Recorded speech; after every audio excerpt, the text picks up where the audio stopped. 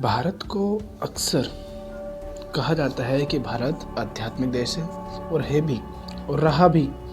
तो इसी से संबंधित एक प्रश्न पूछा गया कि भारत अध्यात्म की राजधानी है और वहाँ इतने सारे आध्यात्मिक गुरु हैं, फिर भी भारत में इतनी परेशानियाँ क्यों हैं। तो अब ये प्रश्न है, इसका जवाब किस तरह से दिया गया है वो सुनिए। तो 2-3 बातें हैं। पहली बात तो अध्यात्म संख्या का खेल नहीं है कि 100 या 500 गुरु हो गए तो ज़्यादा संतोषजनक स्थिति हो जाएगी। यहाँ पर input is proportional to output. Input output के लिए आनुपातिक है, ऐसा नहीं चलता। फैक्ट्रियों में ऐसा होता है कि 5 मशीनें और लगा दी तो आउटपुट बढ़ जाता है। अध्यात्म में ऐसा नहीं होता कि 5 गुरु और लगा दिए तो आनंद बढ़ जाएगा या मुक्त जनों की तादाद और बढ़ जाएगी, ऐसा नहीं है। एक काफ़ी होता है, एक गुरु काफ़ी होता है। मानवता के इतिहास को अगर आप देखेंगे तो आप नहीं पाएंगे कि कभी भी ऐसा हुआ हो कि एक ही समय में और एक ही जगह पर 100-200 ज्ञानी गुरु घूम रहे हों। कितने गुरु हैं यहाँ मत गिनिए। गुरु की गुरुता अगर जाननी हो तो उसके शिष्यों पर प्रभाव क्या पड़ रहा है ये देखिए। गुरु का परिचय और उसकी पहचान, उसका प्रभाव है। गुरु कोई पदवी या तमगा नहीं है। गुरु वो जिसके होने से शांति आती हो, समझ आती हो, रोशनी आती हो। अगर आप कह रहे हैं कि गुरु तो इतने हैं लेकिन शांति नहीं है, समझ नहीं है, रोशनी नहीं है, तो इसका मतलब वो गुरु है ही नहीं। बात खत्म। ये ऐसी ही बात है जैसे आप कहें कि इस भवन में इतने सारे बल्ब लगे हुए हैं फिर भी रोशनी बिल्कुल नहीं है। इसका अर्थ यह हुआ कि जो कुछ लगा हुआ है वह सब व्यर्थ है, नकली है। उसको फिर आप रोशनी देने वाले उपकरण का नाम मत दो ना। क्यों नाम दे रहे हो उसे कि ये बल्ब है? क्यों कह रहे हो उसे गुरु है जब उससे कोई शांति नहीं आ रही है, प्रकाश नहीं आ रहा। गुरु रोशनी देने वाला उपकरण है। वह गुरु कहलाएगा ही तब जब वह रोशनी देता हो। रोशनी नहीं दे रहा तो गुरु कैसा? कबीर साहब से आप पूछेंगे तो वे कहेंगे, गु अंधियारा जानिए रू मने प्रकाश। जो अंधेरे से प्रकाश की ओर ले जाए वह गुरु है। अंधेरा ही अंधेरा अगर समाज में दिख रहा हो तो कहीं कोई गुरु है ही नहीं। हटाइए बात को ही। और दूसरी बात, जब आप कहते हैं कि भारत की स्थिति खराब है तो उसे आपका आशय क्या है? क्या आप आर्थिक स्थिति की बात कर रहे हैं, नैतिक स्थिति की बात कर रहे हैं, राजनीतिक स्थिति की बात कर रहे हैं? किस स्थिति की बात कर रहे हैं? बहुत मायनों में भारत की स्थिति अभी भी दुनिया के अधिकांश क्षेत्रों से कहीं बेहतर है और वे इसीलिए हो पाया है क्योंकि भारत अध्यात्म का देश रहा है। हम कुछ भी कह लें कि धर्म धोखा है, पाखंड है, पर हमें भूलना नहीं होगा कि भारत का जीवन धर्म ही है, अध्यात्म ही है। उसी की वजह से भारत की विशिष्टता कायम है। उसी की वजह से भारत मिटने नहीं पाया है।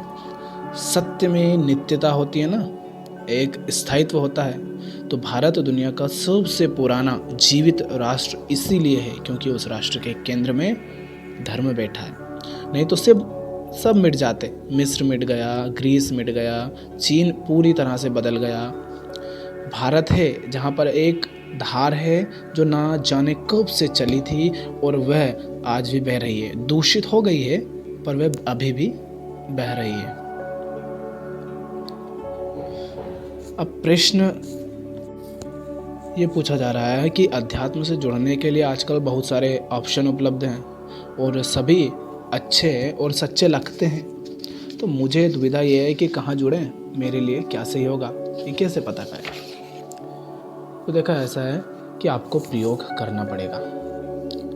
प्रयोग करना पड़ेगा, कोई और तरीका नहीं है। सुनी सुनाई पर यकीन करने की कोई वजह नहीं है। प्रयोग करके देख लो।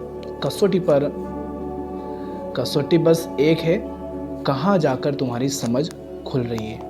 जहाँ तुम्हारी समझ खुल रही हो उसे देख लीजिए अच्छे से। जो बातें पहले नहीं समझ में आती थी वे समझ आने लगी। जो चीज़ें पहले उलझी थीं वे सुलझ गईं, गांठें खुल गईं। तो ये तो तुम्हें आजमाना ही पड़ेगा। आजमाए बिना कोई तरीका नहीं है। और जब आजमाता है व्यक्ति तो किसी एक जगह पर तुरंत समर्पित नहीं हो जाता। गुरुजन कितना भी बोले कि आओ बेटा और तत्काल समर्पित हो जाओ, हमारे चरणों पर ही लौट जाओ, कितना भी तुमसे कहें कि वे शिष्य बड़ा पापी है जो गुरु को समर्पित नहीं होता। मैं कह रहा हूँ समर्पण जल्दी से कर मत देना, बहुत बुरा फंसोगे नहीं तो। कसो, सबको कसौटी पर कसो, प्रयोग करो, हर जगह करो। जीवन की कुछ कीमत है भाई, वह इतना सस्ता नहीं कि जल्दी से उसको लाकर कहीं भी अर्पित कर दिया, समर्पित करके छोड़ा है।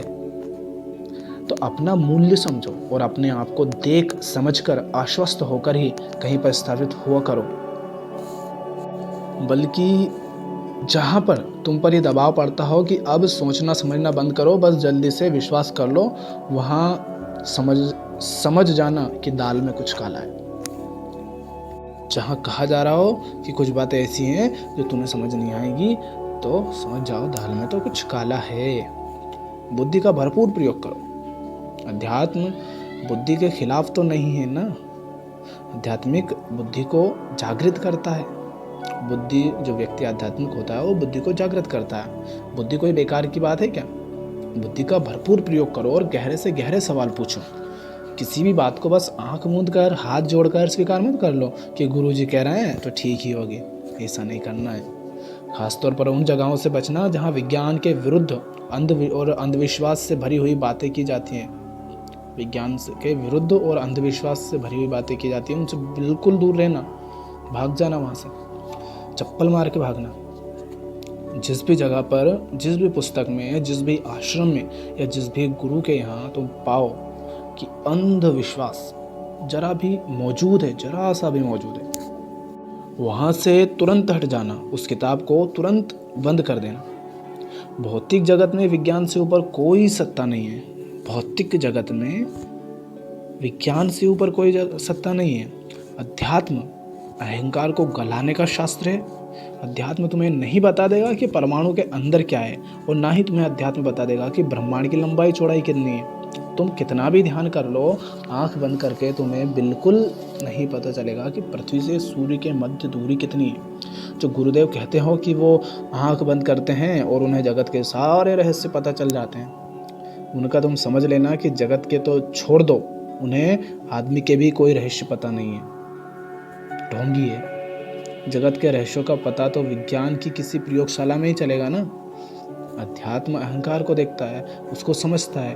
अध्यात्म भीतर की मूल बेचैनी को मिटाने की दिशा में काम करता है। इधर उधर की बातें करने में अध्यात्म की कोई रुचि नहीं है। इन सब बातों से परख लेना कि कौन सी जगह तुम्हारे लिए उपयुक्त नहीं है, कौन सी जगह उपयुक्त है, वे तो तुम स्वयं ही बता सकते हो।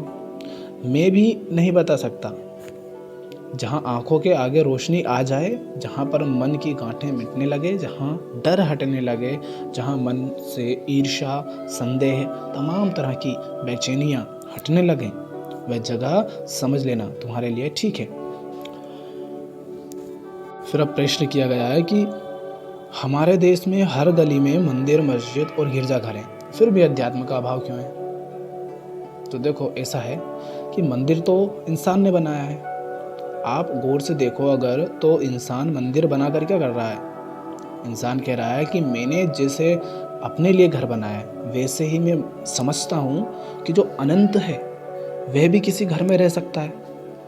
तो अनंत के लिए भी घर बनाकर आप अनंत का नहीं, घर का सम्मान कर रहे हैं। आप कह रहे हैं कि घर इतनी बड़ी चीज़ है कि उसमें अनंत भी समा जाएगा, और घर को इतनी बड़ी चीज़ बनाकर आप वास्तव में क्या कह रहे हैं कि घर का निर्माता बहुत बड़ा है, क्योंकि घर अपने आप तो आ नहीं गया। जब आप कहते हैं कि घर इतनी बड़ी चीज़ है कि उसमें अनंत भी समा जाएगा, तो वास्तव में आप कह रहे हैं कि मैं इतना बड़ा हूँ कि मैंने कुछ ऐसा बना दिया कि उसमें परमात्मा भी आकर बैठेगा। तो मंदिर काम नहीं आते भैया।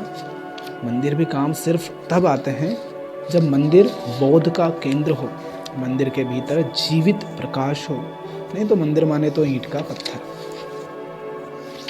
ईंट और पत्थर, यही होता है मंदिर। फिर तो मस्जिद हो, मंदिर हो, गिरजा हो, कुछ हो, सीधे सीधे देखें तो ईंट पत्थर ही तो है ना। कैसे काम आ जाएगा वो? वह भी काम तब आएंगे जब वहाँ कोई ऐसा बैठा हो जो मंदिर में प्राण भर दे, दक्षिणेश्वर के काली मंदिर में बैठते थे कौन? रामकृष्ण परमहंस। वह मंदिर काम आता। तिरुवन्नामलाई में बैठते थे रमण महर्षि, वह मंदिर काम आता था। नहीं तो मंदिर फिर हमारा ही निर्माण है, हमारे ही जैसा है। वहाँ पर अगर कोई प्रकाश है, कोई बैठा हो तो मंदिर काम आता है। आपने गौर किया होगा कि आजकल जो नए मंदिर बन रहे हैं, भ्रष्टता के लिए क्षमा चाहूँगा, पर वे नए नए मॉल्स जैसे ही हैं। बड़े भव्य हैं, बड़े चमकदार हैं।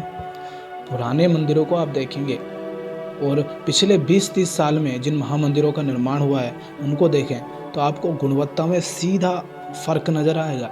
आदमी जैसा होता है वैसा ही मंदिर बना देता है।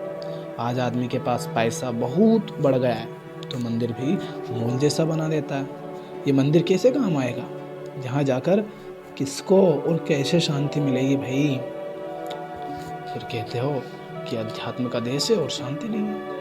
वैसे अगर ढोंग चलेंगे, ऐसी झूठी धारणाएं मान्यताएं रहेंगी तो कैसे आपको मुक्ति मिलेगी, शांति मिलेगी, आपकी समस्याएं खत्म होगी? तो प्रयोग करो, जो सही है उसका साथ दो और जो गलत है उसका साथ छोड़ो और उसे ख़त्म करने के लिए प्रयास करो, कोशिश करो, कार्य करो।